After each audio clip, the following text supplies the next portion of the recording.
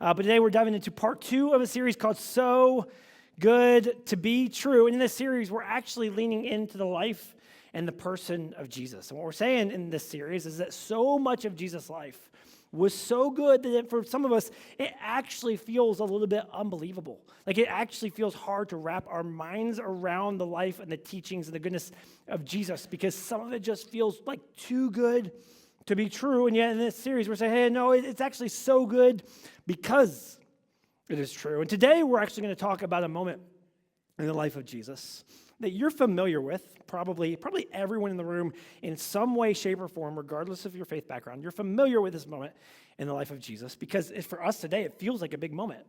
But quite honestly, in the time that it happened, in the moment that it happened, it actually felt like a very small moment.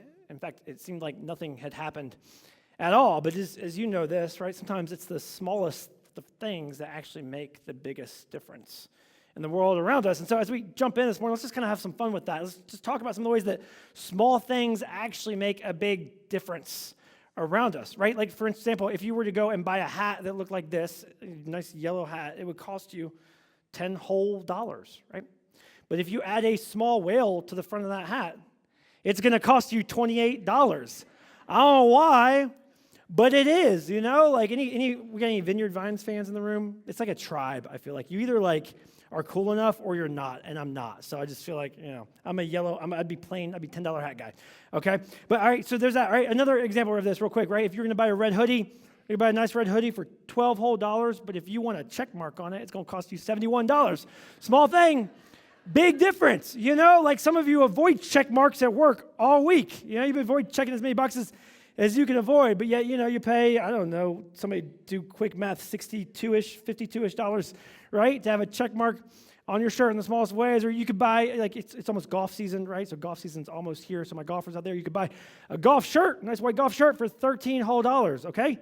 But if you want a dude playing polo on it, which you've never played polo in your life, but if you want a dude playing polo on it, it's going to cost you $160. And can we just be honest for a second? That's less shirt. That's like half the shirt.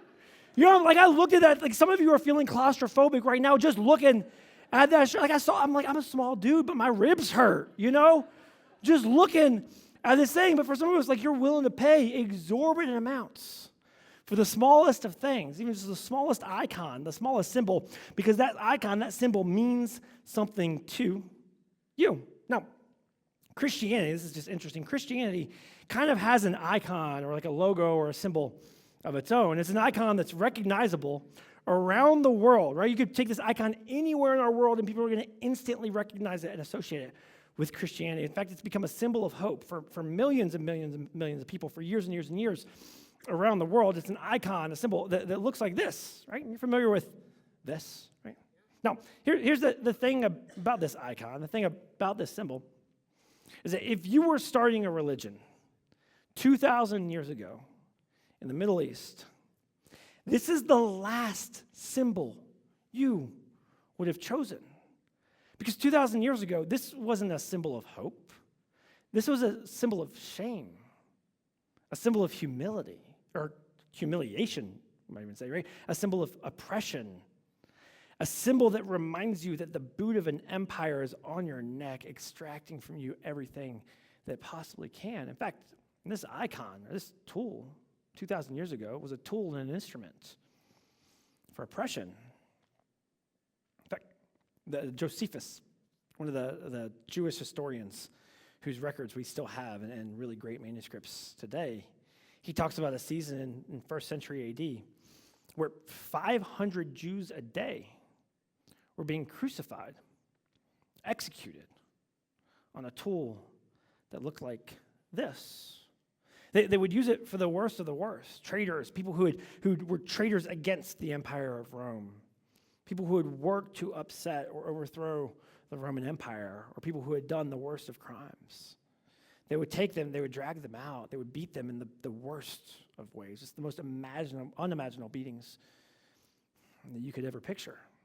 And they would put this symbol, they put this cross on their back and force them to carry it out of the city. When they got out of the city, they'd actually lay the cross down. They'd nail their hands and their feet to the cross. So they were forced to stay on it, and then they would stand the cross up. This was all, by the way, after they had stripped them completely naked. So they're standing there, hanging there, really, by nails, completely naked. In the most shameful and humiliating of ways, so that everyone else around might know this is what happens when you defy the emperor. This is what happens when you do the most heinous of crimes, shaming them as a way of coercing others to not follow in their footsteps. And yet, somehow, this became the symbol of the Christian faith. In fact, one of the earliest leaders of the Christian faith, a guy by the name of Paul, acknowledges just how backwards this feels, just how opposite and upside down this seems. In fact, in one of his letters to some of the earliest Christians, he wrote these words to them. He said, "For Jews demand signs and Greeks seek wisdom." In other words, hey, if you're starting a new religious movement, people want answers that make sense. People want things that they can see that make sense to them. He goes, but we instead preach Christ crucified. We preach the cross. We make that our icon, which is a stumbling block to Jews and folly to the Gentiles. In other words, hey, I get it. It's foolishness. This doesn't make sense. It feels so backwards and upside down. In another one of his writings, Paul actually says, he writes these words, he says, I am not ashamed of this gospel. I'm not ashamed of this good news about the cross, which is as if to suggest that it seems like I should be ashamed. It seems like I should be embarrassed by this. He goes, yet I'm not. And I recognize how backwards it seems, and yet this is the very thing that we proclaim over and over and over again. This is the foundation and the bedrock of the movement that's begun. Now, all of this kind of begs the question for you and for me. How did a symbol of Roman oppression actually become an icon of hope and a beacon of hope for the world 2,000 years later? And part of the reason for that is that the earliest Christians insisted that that wasn't a symbol of a mere execution, but instead it was a symbol of sacrifice. Now, when we talk about sacrifice, quite honestly, today, you and I really don't have any understanding of the idea of sacrifice. I mean, we use this word in like the oddest of ways or the simplest of ways, right? Like if you drive 20 minutes to get your kids Chick-fil-A, you're like, oh, I sacrificed for them today. You know, like I love them so much. I went out of my way to get them some chicken nuggets, you know? Or like some of us, you went on a mission trip. You go on like a mission trip to Mexico, right? And like you spend 4 days painting walls and 3 days on the beach. And you come back, you're like, oh man, it was such a sacrifice. I gave up so much in that moment, you know? Or like I unload the dishwasher at home. And I'm like, honey, look how much I love you, you know? And she's like, do it again tomorrow and then we'll talk. You know, it's we just don't understand the implications of this word. But for the first century Jewish world, this word was loaded, and it held so much meaning. In fact, sacrifice in the first century Jewish world was done as a response to something we talked about last week. It was done as a response to sin. It was done as a response to those moments where they found themselves living outside of the ways that they were created to live. Now, you know this sin, the moments in our life where we kind of miss the mark, the moments in our life where we live outside of the ways that we were created to live or the ways that we know are right and best for us. Those moments often create tension in our relationships. They create tension in our relationships with other people around us. They create tension within ourselves. And for some of us who experience this, they actually create tension in your relationship with your Creator as well. And so as a result, we actually feel something in these moments where we actually miss the mark. We actually feel something in these moments where we actually live outside of the ways that we were created to live. And what we feel often, we talked about this last week. If you missed it, you can go back and watch it. What we often feel is the feelings of guilt and shame in those moments. Like we actually feel bad for the things that we've done. And we feel like, oh man, I've created a gap in this relationship. You experience this all the time. You feel like you actually have to like repay someone for what you've done to them. You experience this in your friendships or your family relationships all the time, right? Like you actually do something against the other person, or you do something, maybe you say something you shouldn't have said, or maybe you say something to another friend and then it gets back to them, and you actually feel this inequity in this relationship, like you've done something to them, and then you need to do something to make that up to them. You feel this tension, and you want to do everything you can to resolve the tension in that relationship. We feel this in our relationship with ourselves at times, right? There's things that you do, and you go I just actually did something against myself in this moment. I made a decision that wasn't best for me in this moment, and you feel a tension that you feel the need to resolve. In fact, you feel like your past self owes your present self something, right? We also experience this in our relationship with our Creator. Even in moments where it doesn't even make sense why we would feel that way, we feel this tension in our relationship with Him. Now, the best way I could think of to kind of explain this or kind of describe the tension that we feel in that relationship is this. Some of us growing up, you experienced this similar type of this tension when you were a teenager. Right? Some of us, if you grew up in a home with some type of healthy parents or decent parents who were engaged with you, you experienced this. If you didn't grow up in that kind of a home, you likely saw this in the friends of yours who had a healthy relationship with their parents. But for many of us, there were moments where you did something as a high schooler that had no impact on your parents, at least not directly. I mean, you said something to someone else, you did something, maybe you operated in a certain way, or you just didn't engage in school the way you were supposed to engage in, or you didn't make the choice that probably was best for you in that moment, but it had no bearing on your parents at all. But then your parents heard about it, and they called you in and they talked to you about it, right? And what they said in that moment was something along the lines of this. Help me with this. I thought I taught you better than that.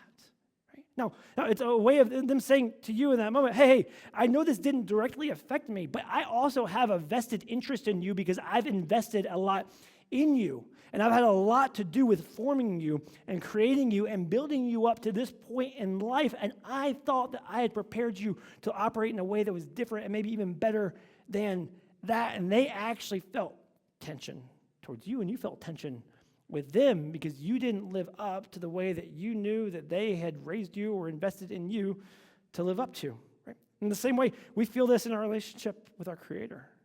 There are moments in your life where you make a decision that has no impact on anybody else. It may not even have a direct negative impact on you, and yet you know it doesn't live up to the way that you were created to live. Moments where you find yourself thinking thoughts, and your thinking has no bearing on anybody else. Your thinking has no bearing on you directly, and yet you feel some type of guilt and shame in that moment. Moments where you find yourself watching things or listening to things or viewing things that you know isn't the best version of you to engage with things like that, but it also has no direct impact on anybody else around you, and yet you still feel like you owe someone something. Because the Christian faith has been saying this for 2,000 years. The reason you feel that actually comes from the fact that you were created by a Creator who made you to live and operate in a certain way. And when you don't live up to or operate in that way, you actually feel tension in those moments. And whether or not you've ever acknowledged it, we would just say this, that the tension you feel is actually a relational tension between you and your Creator. Now, all of this leads us to feel the need to do something to make up for our mistakes in some way or another. And in the first century Jewish world, they had a way of doing that. They did it by way of sacrifice, okay? They would actually sacrifice something as a payment, as a way of making up for the mistakes that they've made and to actually move themselves beyond the guilt and the shame they experienced by bringing balance to the relationship, by giving something up to make up for the thing that they took or the damage that they created relationally with others or with their Creator. Now, there are a few things about sacrifice within the ancient Jewish world that are probably true in some way in our world today as well. The first one is this: the worse the offense, the higher the price. And you know this. The more damage you do relationally, the more you feel like you need to make up for it. The second thing is this: when it comes to the price, there is no higher price than life. And you know this deep down.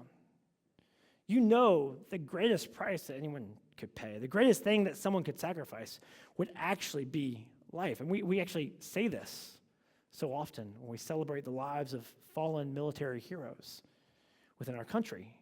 We say They paid the ultimate sacrifice. Right? They actually paid the highest price by giving their life on behalf of others. In the first century Jewish world, this was the same. They would often, in different moments within their world, they would often give up something and actually take the life of something as a way of paying for their mistakes. In fact, in some ancient cultures, they would actually give up their firstborn son at times and sacrifice their firstborn son to the gods as a way of making up for the things that they had done and the tension that they felt around their mistakes, as a way of relieving themselves of the guilt and the shame that they had. Now, in the first century Jewish culture, they didn't sacrifice firstborn sons. Instead, often they sacrificed animals.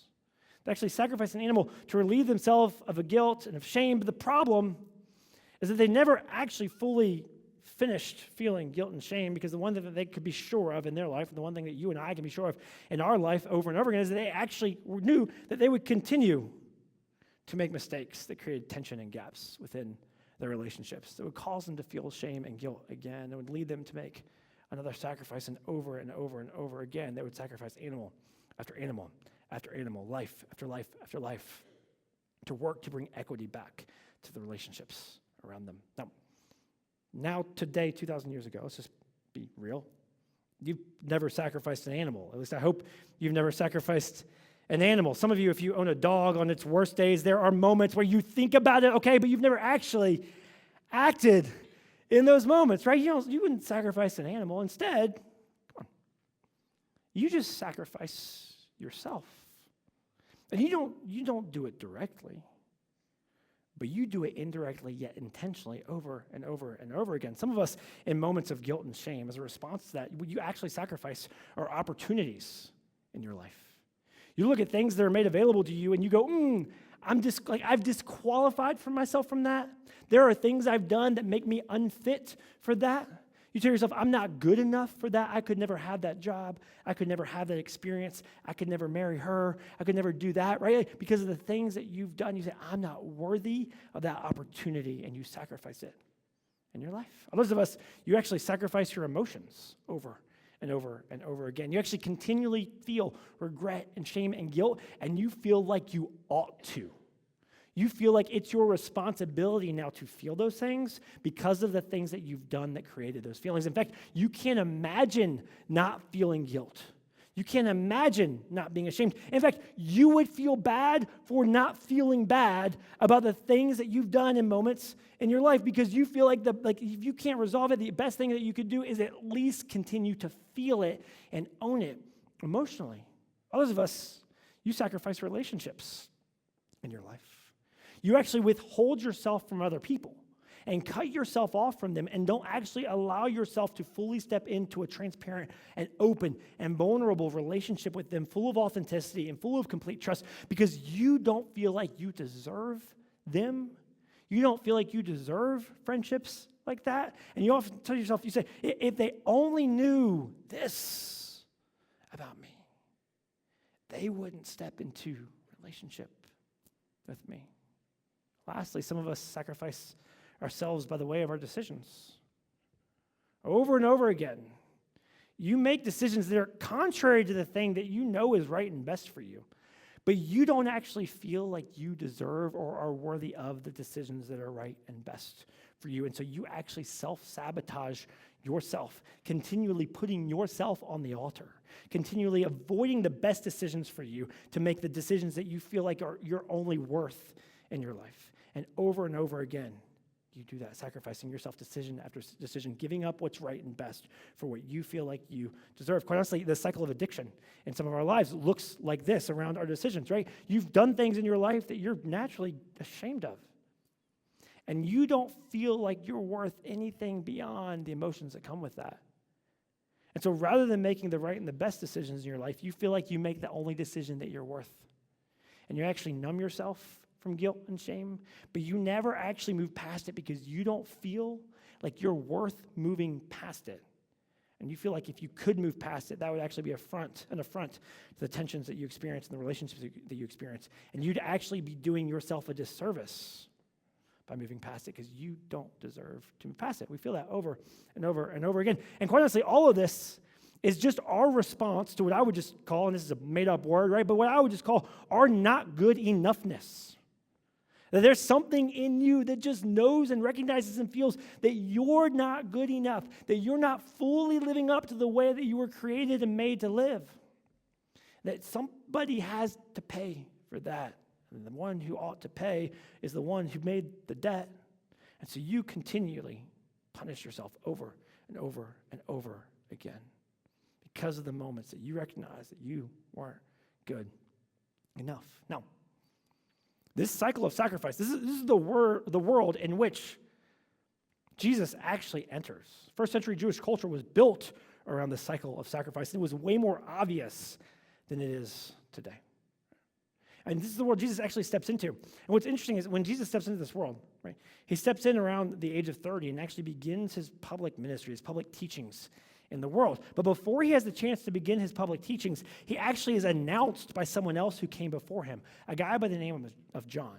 Now, John was interesting. John was wild. John ate like bugs and like made his own clothes out of camel hair, which is super itchy. Don't recommend it, right? Like John was just wild. I mean, he was a spectacle. He was kind of a bit of a sideshow, quite honestly. In fact, he was in the countryside outside of Jerusalem, and people were coming by the hundreds, if not thousands, from Jerusalem out into the countryside to see John's sideshow. Now, John was continually teaching people and calling them into a new way of living, but John also acknowledged that he wasn't the best ambassador for that new way of living. John was like, like the introductory kind of messenger in that case. John was like the band that you've never heard of that's playing before the band that you paid money to see. John's just the pre-show, okay? But John's there and he's drawing this big crowd, and then one day Jesus comes by.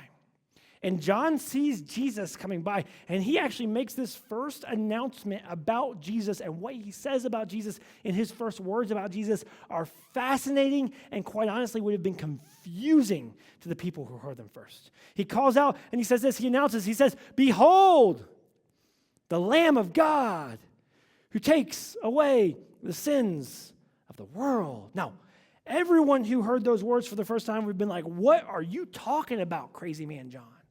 The sins of the world, like that's a lot of sin. That's going to take a lot of lambs." And John's like, no. It's going to take one lamb. That one. And that is the beginning of Jesus' public ministry. For the next 3 years, Jesus begins to teach in ways that people are both drawn to and also perplexed by. A couple of things that he establishes through his teaching over the next 3 years. He says that God is actually my Father. Like he refers consistently to God as Father in his life, as if he is God's Son, as if he is like an heir of God and actually co-equal with God, which gets him in a lot of hot water with the religious leaders of that day because nobody has the right to claim themselves as equal with God. And yet Jesus does make that claim. He also says over and over again in multiple moments, he actually predicts his own death. He says that one day I'm going to die, which seems contrary to his first declaration because if you're a son of God, if you're actually deity, why would you die? And yet, he did. In fact, 4 biographies that detail the life of Jesus are very clear and aligned on the fact that Jesus was arrested after 3 years of teaching.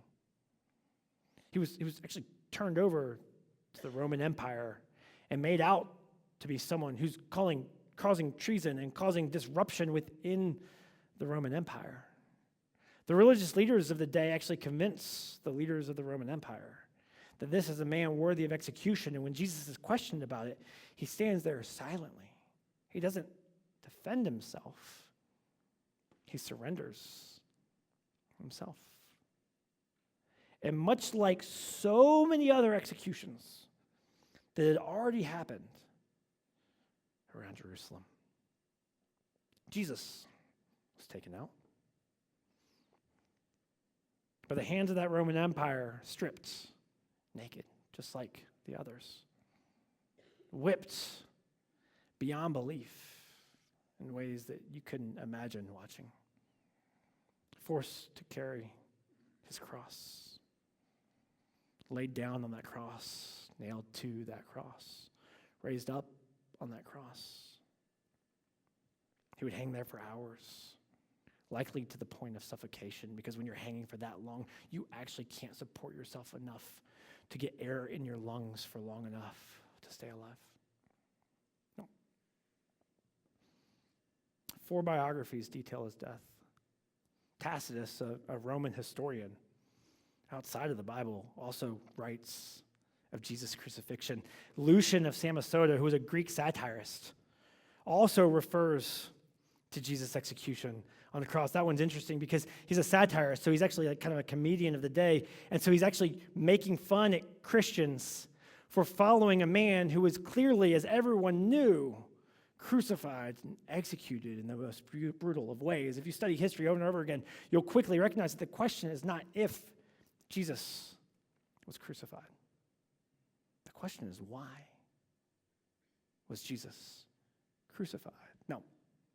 For the Roman Empire, Jesus' execution was just one more day, one more cross, one more criminal, in a litany of criminals. But for the earliest Christians, they insisted over and over and over again that this was a day that changed everything in our world. That this was a moment that everyone ought to take notice of. And they insisted over and over and over again that this crucifixion wasn't an execution. It was a substitution. That this was actually a moment where God himself put himself in our place, paying the ultimate price, because there is no greater price than life. That in moments where you and I might be tempted to sacrifice our own selves for our own mistakes, for our own sins, that we might be able to look at this as a sacrifice for us, to take away the sins of the world, to take away your sins and my sins, that we might not have to feel shame and guilt any longer. Why?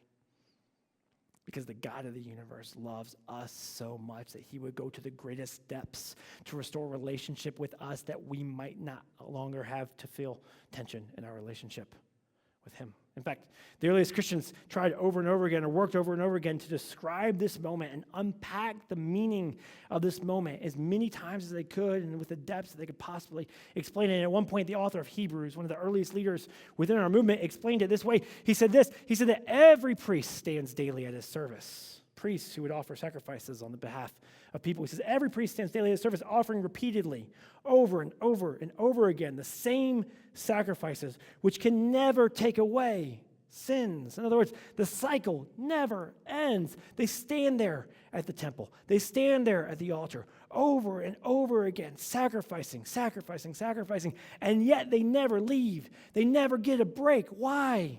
Because there is no end to the cycle of self-sacrifice. He says, but when Christ had offered for all time a single sacrifice, one moment of sacrifice for sins, he sat down at the right hand of God, waiting from that time until his enemies should be made a footstool for his feet. In other words, Jesus went to the lowest of positions and immediately to one of the highest, or to the highest of positions, from servant to Lord. And he says this is why. He says, for by a single sacrifice, or by a single offering, he has perfected for all time those who are being sanctified.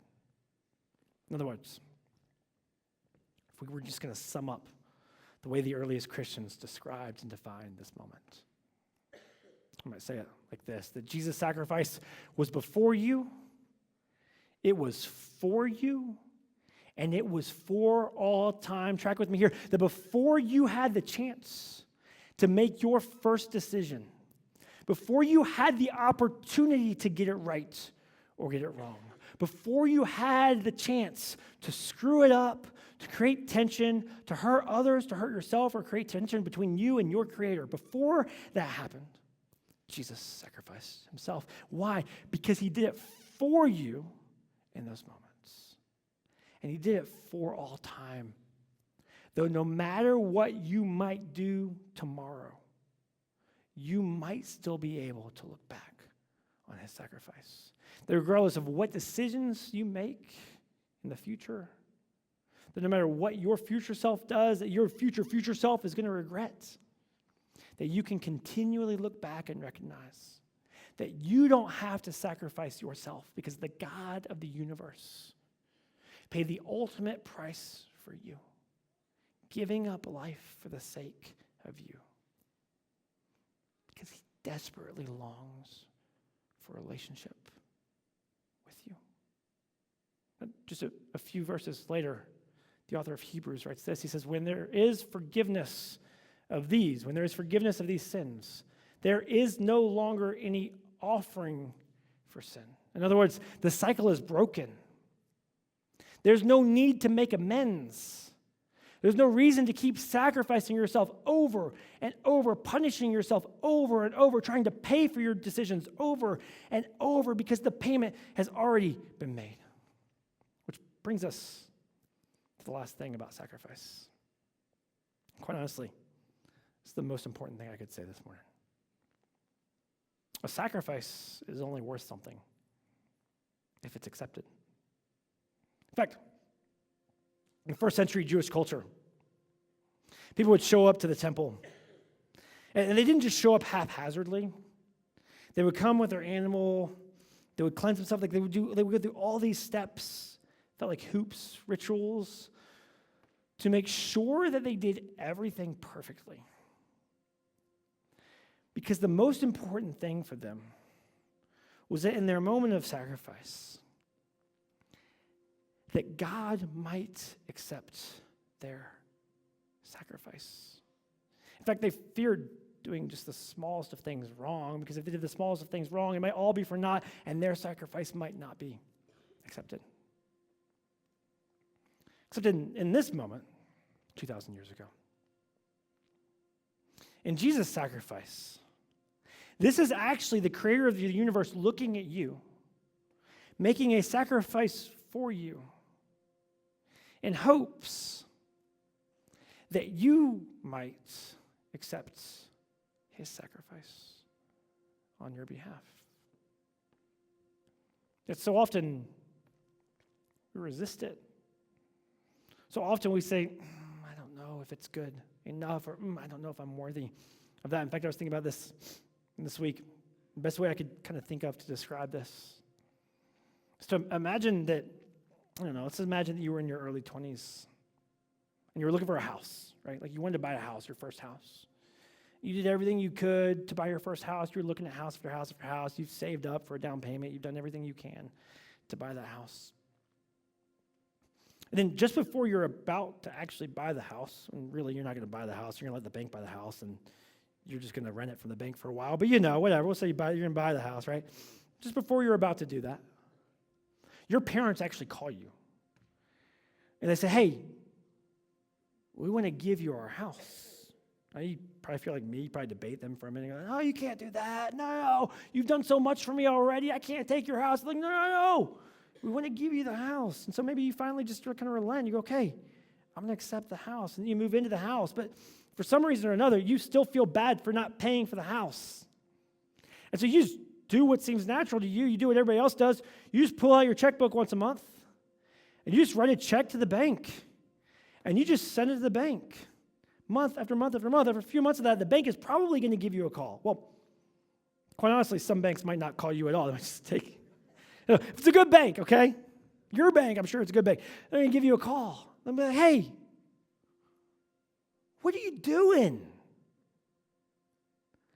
Your parents already paid for that house. Yeah, if you're honest with yourself, if I'm honest with myself, we do that over and over and over again. We continue to bear the weight of our guilt. We begin to pay, or continue to pay the price of the mistakes that we've made over and over and over again. And we refuse, in some ways, for some of us big, others of us small, we refuse to accept the sacrifice that the creator of the universe made on our behalf. And quite honestly, some of us, you've believed this for years. There's some of us in the room. Nothing we talked about today is news to you. You've heard the stories, you've thought about it, you've talked about it, and you believe it. But in some areas of your life, you still haven't accepted it. And you know this. There's a difference between belief and acceptance. It's one thing to believe something intellectually, another thing to accept something emotionally. And you experience this anytime someone comes to you with big news, with like shocking news, and they come and they tell you something that you're not going to believe it, but like they tell you this, like this is the craziest thing. Let me tell you this, and like you're so blown away by it. You go like I can't accept that. Like you believe what they're saying because you trust them. Like intellectually, you know it's true, but emotionally, like you don't understand. Like you can't integrate that into the deepest parts of you because it seems so foreign or so wild or so big that you struggle to accept it. In the same ways, there are followers of Jesus who go to their grave believing in the person of Jesus and never fully accepting the sacrifice he made for them. My hope for you today is that today is the day that you begin to fully accept his sacrifice for you. Now, say this as we wrap up. Some of us in the room, you hear this, we talk about this, and there's a piece of you, you're actually drawn to this. There's something in you that goes, what if this actually was true? And yet there's another piece of you that goes, I don't know how to be confident in this. Like, I don't know that I'm sure of this. In fact, I need something more certain to show me that this actually could be true and real for me. I'll just tell you this, quite honestly, the earliest followers of Jesus, in the moment of Jesus' sacrifice for them, they didn't believe it either. And it wasn't until shortly after his moment of sacrifice that something happened that gave them certainty, that actually became the cornerstone and the foundation of their faith, of my faith, of the faith of so many people in this room, and I believe one day your faith as well. And that is a thing that we'll talk about next Sunday as we continue our conversation about a story that is so good, so good, so good to be true. Let me pray for us, and then we are going to sing one more song together this morning. God, I just find myself this week in awe of the price that you chose to pay on my behalf. God, for many of us in this room, we don't know what to do or say, but thank you. God, we're just grateful for the lengths that you went to show us, to prove to us, to say to us, hey, there is nothing we could do to separate ourselves from you. God, for those of us in the room who struggle to believe this, maybe even those of us who just struggle to accept it, God, would you let today be the day that we begin to lean in to a piece of faith that we haven't had before. Maybe we thought we had, but we're discovering today that we don't fully have it. God, would today be the day that we accept the sacrifice you made on our behalf. We love you. We thank you for this. It's in Christ's name we pray.